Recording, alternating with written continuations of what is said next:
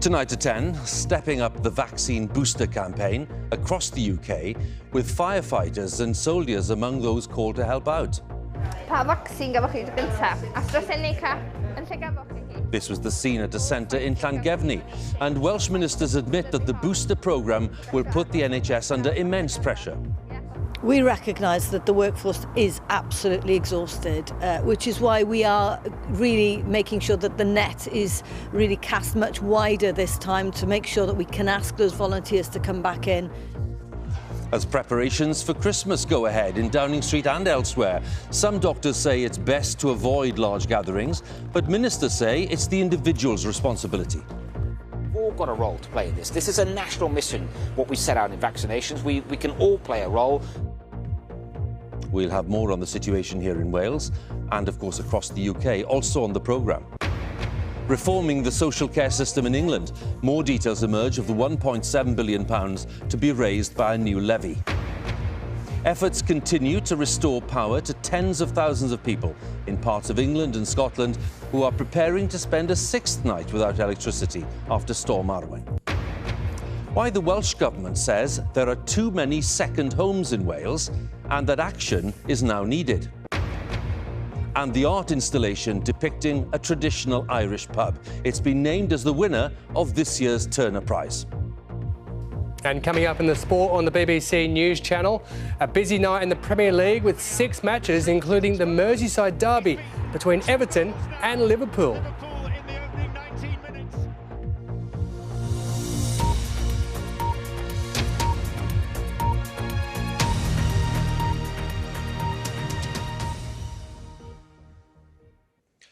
Welcome to BBC News at 10, which comes from Cardiff tonight and the new headquarters of BBC Wales in the heart of the Welsh capital. Now, during the day, ministers from Scotland, Northern Ireland, England and here in Wales held talks to coordinate their efforts on the rollout of the booster programme. A target of the end of January to complete the programme has been agreed in England and Scotland, but as yet, Wales and Northern Ireland have not signed up to that date. NHS England is issuing detailed guidance to hospitals, to pharmacists and GPs about expanding the booster rollout, but doctors' leaders today have expressed concern about the extra burden at a very challenging time. Our health editor, Huw has more details. A vaccination centre on Anglesey, preparing like so many others around the UK to fire up the booster programme. It's a big ask for the NHS at a time of intensifying winter pressures. And the Welsh Health Minister says help will be sought across local communities. We recognise that the workforce is absolutely exhausted, which is why we are really making sure that the net is really cast much wider this time to make sure that we can ask those volunteers to come back in. The Minister said firefighters and military personnel could be deployed, but GPs in Wales have warned it'll need big vaccination centres to be set up again, rather than relying on their practices. Where GPs have the time and aren't exhausted and wish to contribute as they did initially, then they could help with these centres. But at the moment, from a general practice point of view, and within our own infrastructure, we really are under the cosh. This pharmacist in Hull, like others, is increasing opening hours to offer booster jabs 7 days a week, responding to the call by ministers to tackle the threat of the new variant. That the best way to continue to defend ourselves is through our fantastic vaccine programme, and that's exactly why we're expanding the booster programme. Hospitals will be part of the push to get more boosters done, expanding their existing vaccination hubs to give more slots to members of the public. This centre and others like it have been asked to create a lot more capacity. That'll mean extra appointments, but also possibly having to find more space, which will be far from straightforward. Of course, it'll also mean more staff from the hospital moving to do the jabs. The medical director told me that however busy, her colleagues would rise to the challenge. I can't overstress the commitment there is amongst nurses and doctors to make sure that people get vaccinated. If I was to ask just every one of our doctors and every one of our nurses to do one extra shift to do some vaccination, that would be a lot of vaccinators. Today, Monica, who's a teacher, came to get jabbed. She was eligible and had her booster. I feel I need to protect the people I work with because I'm surrounded by people all day, every day. and children from different backgrounds, different family setups. Health officials in Scotland have repeated advice to people to get a lateral flow test before going to family gatherings over Christmas. And in Northern Ireland, there have been warnings of disruption in schools before the Christmas break because of a shortage of teachers, partly linked to COVID isolation. It's another reminder that while we don't know enough about the new variant, the virus as it is now is still spreading. And we can talk to Huw now, Huw Pym, our health editor, who joins us. Huw, can we talk about the kind of pressure there is, really, to get this booster programme delivered? And what, in logistical and practical terms, does that mean? Well, Huw, this accelerated booster programme bringing millions more into its scope more rapidly than had been planned is going to involve, as we've been hearing, a huge effort in the UK's nations. But it's something which at least ministers, health officials, NHS staff, volunteers, pharmacists and other vaccinators can do something about. They can start getting involved. What they can't really influence is how quickly we learn more about this new variant. It had been thought that might take a matter of 3 weeks or more, but the World Health Organization has said today that we could get more information about how transmissible it is within days. And they also go on to say that actually some of the cases they've seen at least have been mild. But that still doesn't offer much clarity over what will happen in the weeks ahead for the public into the festive season. Now, Sajid Javid, the Health Secretary, has made the point that for England, he would recommend lateral flow tests for people going to parties. He's saying don't cancel your plans, but get those lateral flow tests. And that echoes advice given by Professor Jason Leach in Scotland, the National Clinical Director there. Again, don't change your plans, get those lateral flow tests. And he added, also, it might be an idea for your gathering to ensure or ask if people are vaccinated. So still there's a message there about caution, at least until we know more about Omicron. Huw, many thanks again. Huw Pym, our health editor, with the latest thoughts there. Let's have a look then at the latest official data on the pandemic in the UK. It shows there were just under 49,000 new infections recorded in the latest 24-hour period. On average, there were just over 43,500 new cases reported per day in the past week. The latest figures show there were over 7,500 people in hospital being treated for coronavirus yesterday. 171 deaths were recorded of people who died within 28 days of a positive COVID test. And on average in the past week means that 122 COVID-related deaths were recorded every day. There have been now more than 145,000 deaths linked to COVID in the UK. On vaccinations, more than 18.5 million people have now had that booster jab. Well, Boris Johnson has refused to deny reports that Christmas parties were held in Downing Street last year, but he insisted that no COVID rules were broken. At Prime Minister's questions, the Labour leader, Sir Keir Starmer, accused Mr Johnson of hypocrisy for ignoring the rules that he'd imposed on everyone else. Our political editor, Laura Kuensberg, has the story and a warning there is some flash photography coming up. Good cheer? Was there too much of it in number 10 last year? When COVID rules meant schmoozing like this in Downing Street was most definitely not allowed. Is that good gin, Prime Minister? Reports this morning suggested a boozy party had happened behind the shiny black door. Should we cancel Christmas parties? A political opportunity too tempting for the opposition leader to let pass. Keir Starmer. As millions of people were locked down last year, was a Christmas party thrown in Downing Street for dozens of people on December the 18th? What I can tell the right honourable gentleman is that all guidance was followed completely during number 10. And can I recommend to the right honourable gentleman that he does the same with his own Christmas party. Boris Johnson himself wasn't at the said event, but didn't squash the suggestion it happened. He's not denied it.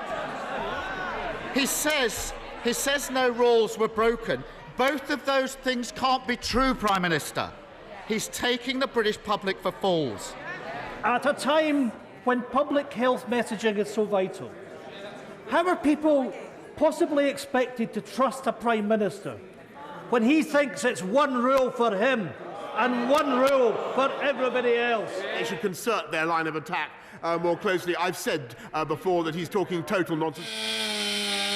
This might jangle nerves for the government right now. because this place is waiting anxiously for more information about the new COVID variant. Will MPs be asked to back tighter rules again?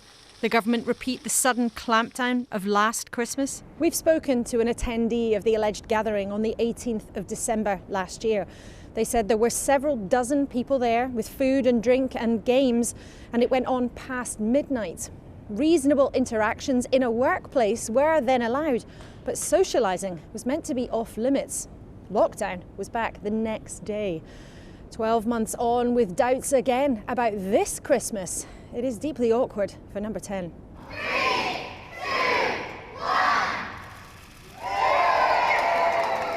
For now, the Prime Minister and, of course, the public must wait in a kind of limbo. The countdown to clarity about the new COVID variant could still take a couple of weeks. And until then, none of us can know what this Christmas will bring. Laura Kunzberg, BBC News, Downing Street. Well, at Westminster, the government has outlined more details of its 10-year plan to reform the social care system in England. While reforms, including an £86,000 cap on care costs, were outlined in September, today's announcement details how they'll spend £1.7 billion of money, which is raised by a new health and social care levy. Now, the government will be investing £300 million in housing, with a focus on increasing the range of new supported housing options. And £500 million will be spent on the social care workforce over the next few years. The focus there will be on training for staff. But Labour says the plan falls woefully short of the mark and fails to deal with immediate pressures facing the social care system. Our social affairs editor, Alison Holt, reports now. Tick clinician in the corner and then push go. This is the sort of gym session that helps Steve maintain his strength. Well, it's set for an hour, but I won't. He broke his neck in a car accident as a teenager. He has live-in support as well as daily visits from care workers like Jasmine. There you go, come on. The ambition of the government plans is to make it easier for more people to live independently, partly with the help of technology and adapted housing. Obviously, I can do so much myself, but there's a lot I can't do. And that's where the carers come in. How important is it that the government gets this right and really invests in care? Definitely. Unless a miracle does happen with me, but it's I'm going to need it for, the rest of my life. So far, no delays in the medication. There'll be money to ensure more care staff get the sort of regular training that Jasmine receives, but the plans stop short of a professional register for care workers and don't address pay. It is a skilled role. The things that we have to do out in the community, I don't think people realise. We're taking responsibility when we're administering medication. We're trusting that a pharmacy has filled out a blister pack correctly, and we're taking responsibility for that. Help people with minor repairs and minor changes. In the House of Commons, the Care Minister describes the 10-year plan as a significant step forward after past governments have failed to act. The reform of social care in this country is an issue that has been ducked for far too long. But we'll do whatever it takes on this tough challenge, and we will do this to get it right. Ministers have utterly failed to deal with the immediate pressures facing social care as we head into one of the most difficult winters on record. And they have failed to set out the long-term vision and more fundamental reforms we need to deliver a care system fit for the future. So I'm going to have a look at other alternatives. And care providers like this Hertfordshire home care company are already juggling increasing demand and staff shortages. They welcome many of the ideas in the government plans, but say the extra funding won't come soon enough to deal with current pressures. 2 or 3 weeks ago, we had 100 people waiting in our local hospital for home care that couldn't be accommodated. And that's not just by us as a provider, that's by other providers as well. But they couldn't be accommodated because we just do not have enough people to facilitate that. Can you just move the seat? For many involved in care, the plans are an important starting point. The next step is to see changes happening on the ground. Alison Holt, BBC News. Now, tens of thousands of people in the north of England are preparing to spend a sixth night without electricity after Storm Arwen left infrastructure badly damaged. Energy networks say that at present there are around 30,000 households still without power. 15,500 of those are in the northeast of England, some 7,000 in the northwest of England, and 7,500 in different regions of Scotland. Now, power has now been restored to almost every home in Wales, as our correspondent Fiona Trott explains. Another day and another problem. If we can move all this here. Engineers from across England trying to restore power in Northumberland. We've been without power since about 7 o'clock on Friday night, and we've coped, but boy am I glad to see these people, and apparently they're from Bedford as well. In neighbouring County Durham, a visit from the Energy Minister, Greg Hands. But when you've been without energy for 6 days, the frustration starts to show. The government has said that we will stand behind assistance. We're working closely with the British Red Cross, making sure that that assistance gets to people. But I do think you're kidding yourself. You've got the Red Cross. I don't see Red Cross here. Okay? You can mention whatever you like at your level. Yeah. You're talking a different world to my level. Rolla, come here. These farming communities are a world away from Westminster. The challenge here in Doddington is milking 300 cows twice a day and relying on one generator. We have to have electricity to run the machines to milk cows, and it won't wait. Otherwise they get very uncomfortable, you get health problems, mastitis, etc. In Aberdeenshire, this couple in Torf Finns are relying on one fire in one room. As time has gone on, I think we've become more and more ragged and exhausted. No lighting, and so it's really been a struggle. And slowly, this granite building is getting colder and colder. In areas like these, people are used to working together in a crisis, but as the days go on, they say they need more than community spirit. Fiona Trott, BBC News, Northumberland.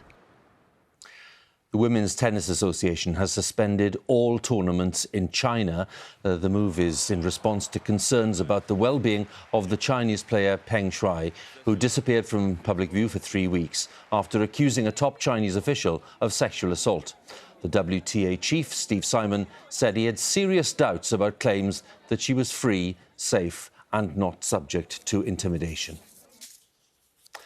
Now, students at 58 universities in England, Scotland and Northern Ireland are facing 3 days of disruption because staff have started a strike over pay, pensions and working conditions. The University and College Union says that workloads have become unmanageable and it's warned that further walkouts may take place next year. But some students have expressed anger that, having paid thousands in fees, their learning is being disrupted again after 18 months of online learning because of the pandemic. Our education editor, Branwen Jeffries, has the latest. Fed up with their workload, angry about pay and pension changes, university lecturers say they have no option but to strike. Shall we pop in here? I'd met Freya, who teaches on degree courses, unsure what their future is as a university academic. So I have to reapply for my job every year. I have no guaranteed hours or guaranteed employment in future. The union says young academics could lose a third of their future pension. There is a hole in the pension fund, but the size of it is disputed. The issues behind this strike have been brewing for years. But most of all, the feeling that teaching in a university, which used to be a very secure job, is now much more vulnerable and uncertain. In Belfast, support from passing drivers. Lecturers at some universities in both Northern Ireland and in Scotland are also on strike. So what do students make of the disruption? It worries me a little bit, but I think for me, I support it. I wouldn't want to be assessed on something that we didn't actually get taught, but I think at the same time we don't mind too much the situation that we might miss some in-person lectures. The USS trustee who runs the scheme has decided that more money is needed. Speaking for universities in the pension scheme, one Vice-Chancellor told me change had to happen. Universities in England have been warned to minimise the effect of strikes on students. There are many things that we can do in universities to make sure that the students don't suffer. We can change deadlines, we can change teaching methods. More universities, including some in Wales, may join the strikes. Union members at another 42 are being reballoted, raising the prospect of more disruption in January. Branwen Jeffries, BBC News. Here in Cardiff, the First Minister of Wales, Mark Drakeford, has been addressing an issue that's been a growing cause of concern in parts of Wales for many years, and that's the number of second homes and holiday lets in some areas. Mr Drakeford says there are too many of them, and they're affecting Welsh communities and property prices. The Welsh Labour government, supported by Plaid Cymru, is proposing some tax increases and more planning controls to contain the trend. Now, Wales has seen average house prices rise by 15.4% this year, and that's the biggest increase in the UK. And in some coastal villages, such as Abersoch on the Llŷn Peninsula, nearly half the housing comprises second homes and holiday lets. From there, our Wales correspondent, Huw Griffith, sent this report. Winter and Abersoch is in hibernation. On this picturesque part of Llŷn, almost half of the houses are holiday homes. The average property price is now £700,000. Tom grew up here, but is priced out of his community and living in a caravan. Who is he? He's a plumber, Charlotte is a hairdresser. They've been on the list for a council house for over a year, in which time little Tom has arrived. This is where they'll spend their first family Christmas, while most of the houses in Abersoch will be vacant.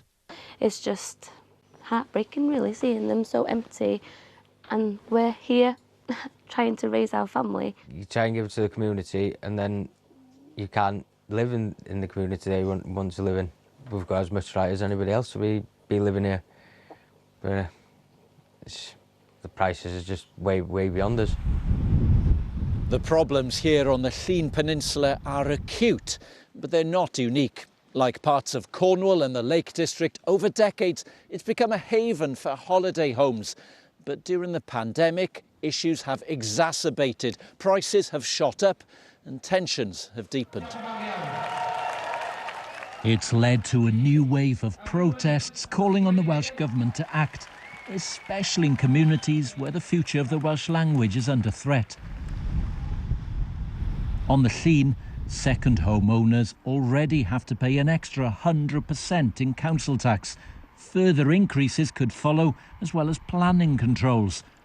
But some of the owners feel they're being blamed when the real failure is the shortage of affordable housing. We are being used as a scapegoat because they're failed national policies. If I was a politician, do I want to stand up and say I have failed in my duty to nominate the number of homes I've needed 10 years ago? I'll blame someone else. I'll blame the second homeowners. That's easy to do.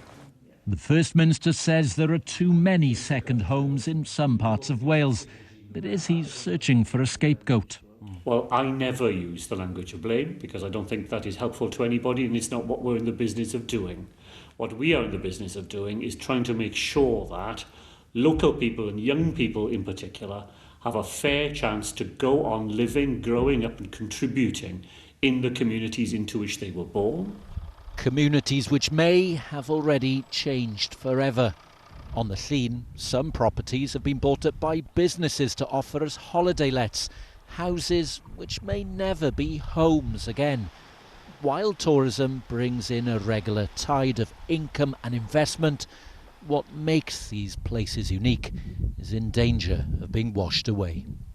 Huw Griffith, BBC News, Llŷn. The US Supreme Court has begun hearing arguments in the most important case on abortion rights for half a century. The court is considering a law in the state of Mississippi which bans terminations after 15 weeks. A ruling isn't expected until next summer, but if the court, which is dominated by justices with a conservative mindset, finds in Mississippi's favour, it's expected that dozens of other states could ban or restrict abortions. Our correspondent Sophie Long has the story. This is a regular scene outside the last remaining abortion clinic in the entire state of Mississippi. Because it's murder. Murdering children is wrong, according to the God of the Bible. The difficult and deeply personal decision that women who come here have made is judged very publicly. This is the front line in a bitter battle that's gone on for decades. Mississippi is trying to ban abortions after 15 weeks. If the Supreme Court rules in the state's favour, it will effectively roll back the law that's been in place for nearly half a century, known as Roe versus Wade. Pro-choice campaigners say that will threaten lives, and it's people here in the poorest communities that will feel the impact most. We're just going out in the community, educating folks. These students are spreading the anti-abortion message. They want the procedure banned without exception for incest or rape, and Lydia knows how that feels. I actually was in that same situation. I'm very sorry. But I thought, and I was scared, but I was thinking, you know what, even if I am, it's just amazing that there's a child, possibly a baby, inside of me. Even with the law still intact, many are already being forced to travel thousands of miles from states like Texas, where abortion is currently banned after just 6 weeks, to more liberal states to access the care they need. So you're scrubbing for me, right? One 19-year-old patient has come across half the country from Houston to Seattle. She was assaulted, did a pregnancy test that was negative, but over the following weeks, her body continued to change. I was scared because I do not want any memory of that day, any connection to that person. I could not get any help for the pain I was going through. I just had to suffer in silence. When people are controlling women's fertility and pregnant people's fertility under the guise that they're trying to protect their health, what they're really doing is they're really controlling that person's basic human right and dignity, and that is a form of human rights abuse. The Supreme Court's decision will likely not come until next summer. Over the coming months, many will pray, others will hope it goes their side's way. Sophie Long, BBC News, Seattle. An art installation depicting a traditional Irish pub has been unveiled as the winner of this year's Turner Prize. It was unveiled tonight. The piece by the Belfast-based Array Collective features photos and memorabilia and videos, some of them representing hidden political messages about sexuality and identity. Our correspondent David Silito reports from the ceremony in Coventry. The winner of the Turner Prize 2021. And it is Array Collective. Array Collective, a group of artists and activists from Northern Ireland whose Turner Prize-winning artwork is a shebeen. This artwork, though, is more than just a pub. It's a symbolic place of good-natured debate and sanctuary from sectarian conflict. This is your shebeen, your pub, but it's more than that. It's got a sort of a political overtone to it, hasn't it? We don't all agree on everything, and we don't. The communities that we're even within and represent don't agree on everything, but we still agree to have a laugh together. Array Collective's origins lie in liberal and progressive political campaigns, creating banners and costumes for street protests and rallies, an attempt to use art to bring a less combative mood to the street theatre of Northern Ireland politics. We come at it from a point of view, it's better to come from a humorous point of view than an aggressive point of view. And I think you can start to challenge the conversation through humour rather than you do it through aggression. Bringing a bit of civility to the debate. Absolutely. And a human connection. And a human connection, yeah. Definitely. Yeah. This then is more than just a little drinking den. It's a desire to bring to our politics some of the gentle warmth and conviviality of a friendly pub. David Silito, BBC News, Coventry. And that's all we have time for tonight from BBC News at 10. In this new building, in the heart of the Welsh capital, which houses radio, television and online services at BBC Wales. So from Cardiff, I'll say good night or nos da, and it's time for the news where you are. Bye for now.